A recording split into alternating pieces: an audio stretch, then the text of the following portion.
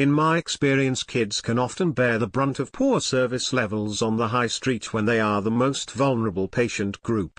For this reason, under 16s are supposed to be dispensed and measured by someone qualified as much as possible, or at the very least by an optical assistant who is classed as being supervised by someone qualified. The terminology of what constitutes being supervised is laid out by the GOC and is somewhat open to interpretation.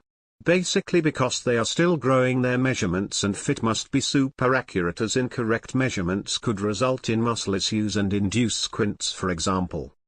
From a practical level, practice setup is not very conducive to kids. For example, frame bars and mirrors can be too high for them to use, etc. Staff can shy away from seeing kids due to seeing them as awkward or low value.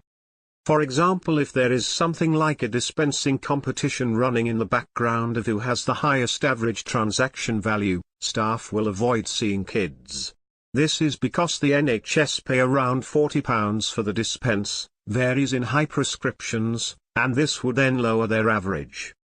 I find this kind of scenario unethical and poor duty of care. Ultimately, if you get it right with kids, you gain loyalty for life and potentially the full family, which is better long term for the practice.